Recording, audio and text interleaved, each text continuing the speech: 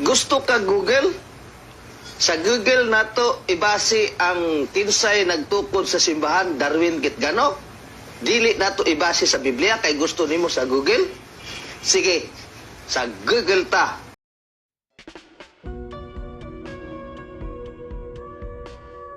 Basta yun na talaga lahat eh. Mayabang, hambog, tanga, bobo.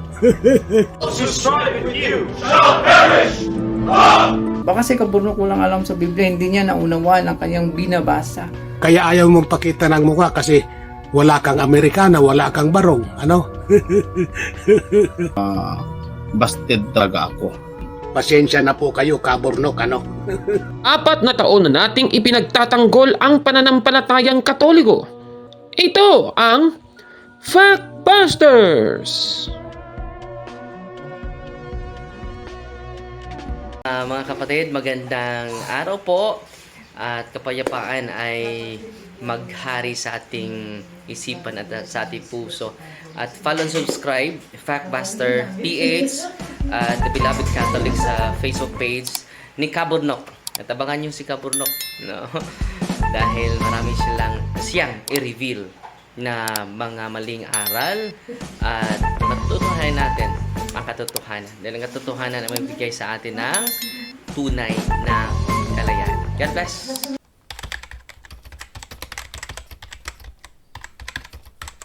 Magandang araw mga kapatid and welcome na naman sa isang episode ng Factbusters PH. Babasahin muna natin ang Revelation chapter 21 verse 8. Sa dulo, ganito po ang ating mababasa sa salin na English Standard Version. All liars, their portion will be in the lake that burns with fire and sulfur, which is the second death.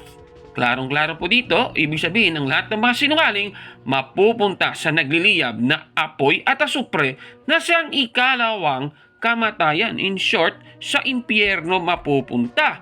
Sa ating episode ngayon ay isa na namang pahayag ng evangelist ng Seventh-day Adventist Church ang ating tatalakayin na nangangalang si Alvin Sanchez, mga kapatid. Ano ba ang paninira niya sa Iglesia Katolika? O ito, panoorin natin. Piki ang simbahan nga gitukod og tao. I-search, i-google na ninyo. Ha? Gusto ka Google? Sa Google nato ibasi ang tinsay nagtukod sa simbahan Darwin Gitgano. Dili nato ibasi sa Biblia kay gusto nimo sa Google. Sige, sa Google ta atong i-research sa Google kinsay piki nga simbahan nga gitukod og tao. Google, how the Catholic Church Creed was made. The Catholic Church established under Constantine. The Bible Echo 12:33 pp. 257 to 259. The Catholic Church established under Constantine. Who founded my church? Mulabas na dito. Munang ayaw na mo pailad sa mini nga propet. Grabe naman itong taong ito, ano?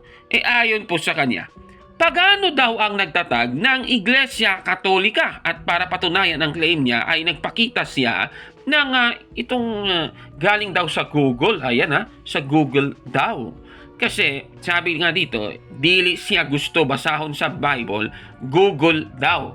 Impas na hinoon pagano nag-establish sa Roman Catholic Church daw. Ibig sabihin, lumalabas, natatag daw ang Iglesia Katolika sa ilalim ni Constantine di umano. Pero sabi niya, galing daw sa pagano ang Roman Catholic Church. No, ayan, para patunayan, kinote po niya yung galing sa Google, ito ang sabi daw, the Catholic Church established under Constantine. Ayan, nakikita nyo sa screen. Tanong, totoo ba itong mga sinasabi niya, mga kababayan? Susuriin natin yan. Dito po sa kanyang ipinalabas, itong sinabi niyang the Catholic Church established under Constantine, alam niyo sinubukan po natin yan. Ayan, itinype natin. Pero yung lumalabas, mga kapatid, sa Google, kapag itinype yung the Catholic Church was established under Constantine, ang lumalabas ay Constantine did not create the Catholic Church. Ayan, klarong-klaro po yan, mga kababayan. At kung i-type mo naman kung sino yung founder ng Iglesia Katolika, lumalabas sa Google ang ating Panginoong Jesucristo. Base sa Google, ang Iglesia Katolika, hindi po yun itinayo ni Constantine, mga kababayan.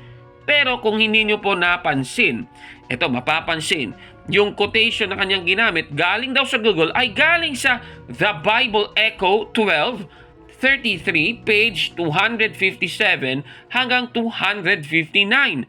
Ayan, nakikita nyo sa screen. At yung ginawa natin, inilagay po natin yan at hinanap sa Google, mga kabatid. At kung mapapansin yung nahanap natin, ito palang quotation na ito ay galing po mismo sa founder ng Seventh-day Adventist Church na si Ellen Goldwhite, mga kababayan. At yan, kung i-click mo yan, yan ang lumalabas. Yan talagang nakalagay, nakikita nyo sa screen, nasa volume 12 pala na The Bible Echo na isinulat ni Ellen Goldwhite. Ayan, nakikita nyo sa screen, mga kapatid. Ibig sabihin, si Ellen Goldwhite pala ang nagsabi na si Constantine ang nagtayo ng Iglesia Katolika. Bakit ba kami maniniwala sa kasamahan mo, Mr. Alvin Sanchez, na kasama niyang si Ellen Goldwhite sa Seventh-day Adventist Church? Wala naman siyang ebidensyang konkreto, mga kapatid, Ngayon, ano ba ang ating ebidensya para masabing yung Iglesia Katolika hindi tinayo ni Constantine? Sino ba ang nagtayo ng Iglesia Katolika? Ayon po sa Job 8:8, gagamitin natin ang aklat kasaysayan para masagot ang katanungan. Tanong, si Constantine ba ang nagtayo ng Iglesia Katolika? Alam naman nating si Constantine ay nabuhay mula noong 272 hanggang 337 AD. Tanong, bago ba ng 272 AD, existido na ba ang Iglesia Katolika? Babasahin natin ang aklat na The New Encyclopedia Britannica Volume 10, 15th edition. Isinulat noong 1991. Sa page 149, ganito po ang ating makikita dito.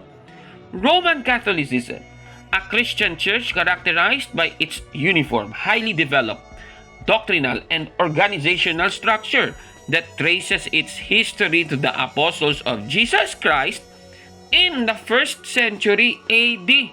Napakaliwanag po, mga kababayan, ang ating nabasang ito. Ibig sabihin, hindi po maaaring si Constantine ang nagtayo ng Iglesia Katolika kasi ang Iglesia Katolika ay existido na bago nabuhay si Constantine, mga kapatid. Nako naman, ito si Alvin Sanchez, palpak. Ito pa, sino ba ang nagtayo ng Iglesia Katolika? Babasahin natin ang aklat na The New Book of Knowledge, Volume 16, page 287, na isinulat noong 1984. Ganito po ang ating mababasa. Roman Catholic Church. Ang kasaysayan ng Iglesia Katolika Romana ay nagsimula sa isang upper room sa Jerusalem noon pang 2,000 taon na ang nakalipas. Mga 120 tao ang nagtipon doon. Sila ay mga tagasunod ni Hesukristo at sila ay naghihintay sa pagdating ng banal na Espiritu Santo na kaniyang ipinangako na ipapadala niya mula sa langit. Ang araw na kailan pumarito ang banal na Espiritu ay ikinokonsidera na kaarawan ng Iglesia.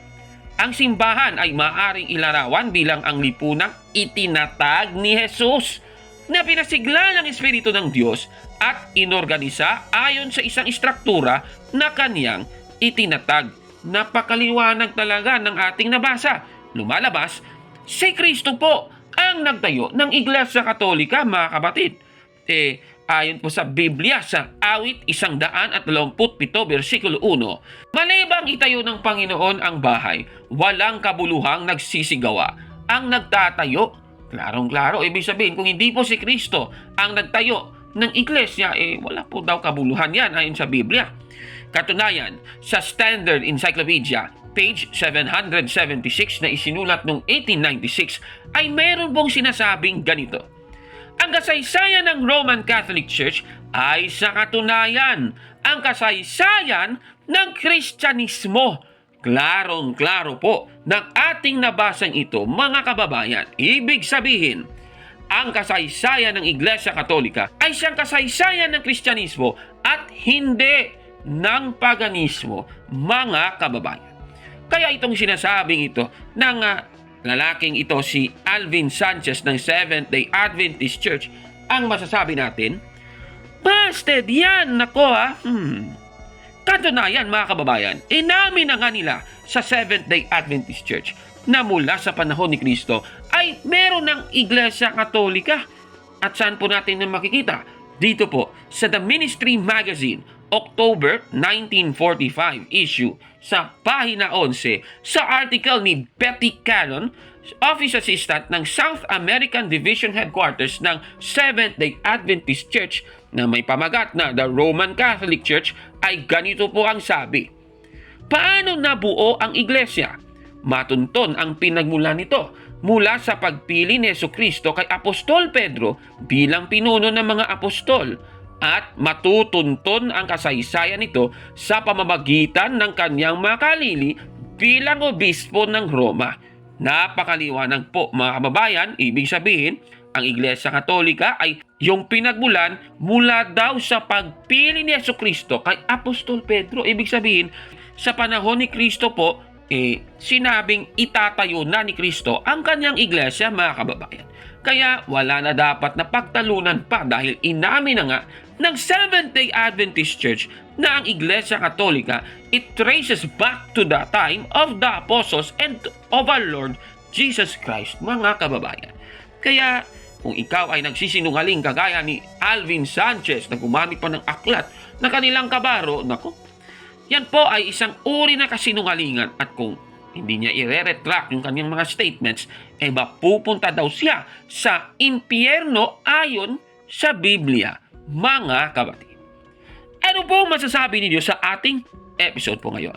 Paki-comment po sa baba mga kababayan, at kung like mo ang video na ito, paki-smash ng like button at mag-subscribe na sa ating YouTube channel, Factbusters PH. Kaya huwag maniwala sa sabi-sabi, check mo na kung fact nga talaga.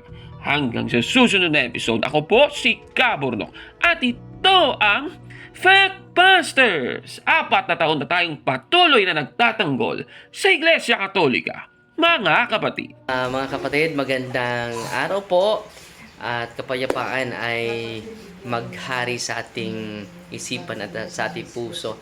At follow and subscribe Factbuster PH at The Beloved Catholic sa Facebook page ni Kaburnok. At abangan nyo si Kaburnok, no? Dahil marami siyang i-reveal na mga maling aral, at matutuhanan natin ang katotohanan. Dahil ang katotohanan ay magbigay sa atin ng tunay na kalayaan. God bless!